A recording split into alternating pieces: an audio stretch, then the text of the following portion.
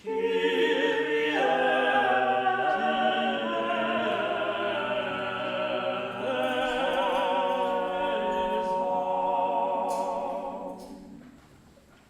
attending the extraordinary form for the first time will immediately notice that the priest is facing the altar with his back to the nave and the congregation.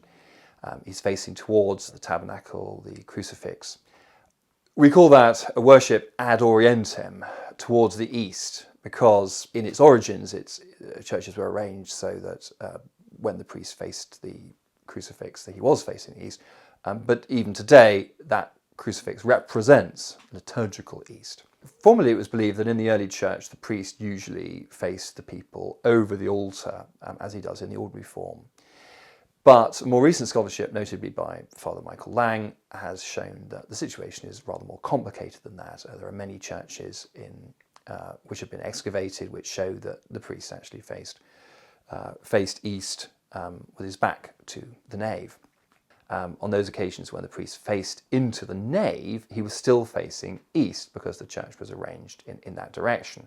So the doors could be opened at dawn, as is still the case with St. Peter's Basilica, and you can see the dawn sunlight coming in. The importance of facing east was that the east represented both the direction of the crucifixion in relation to Jerusalem, and also the direction from which Christ was expected to return in the second coming. So facing east is an eschatological form of worship. We look forward to Christ coming from the east into our worship. The arguments used today in favour of the priest facing the people during Mass usually involve the notions of creating a sense of intimacy, allowing eye contact between the priest and the people, and allowing the people to see what the priest is doing on the altar.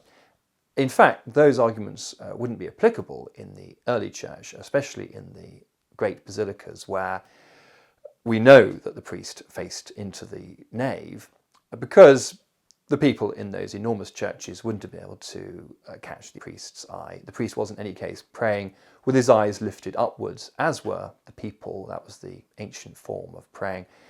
And in fact, there was nothing to see.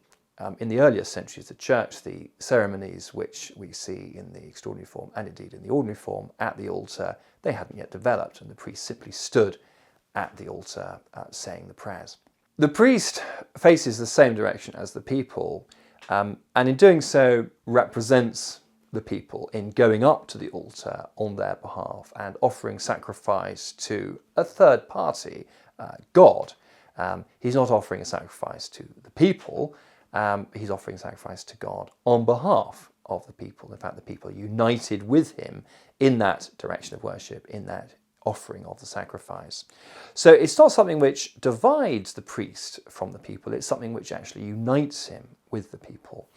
And this is expressed in very strong terms by Cardinal Ratzinger, as he then was, writing in the Spirit of the Liturgy. A common turning to the east during the Eucharistic prayer remains essential. This is not a case of something accidental, but of what is essential. Looking at the priest has no importance. What matters is looking together at the Lord. It is not now a question of dialogue, but of common worship, of setting off towards the one who is to come. What corresponds with the reality of what is happening is not the closed circle, but the common movement forward, expressed in a common direction for prayer.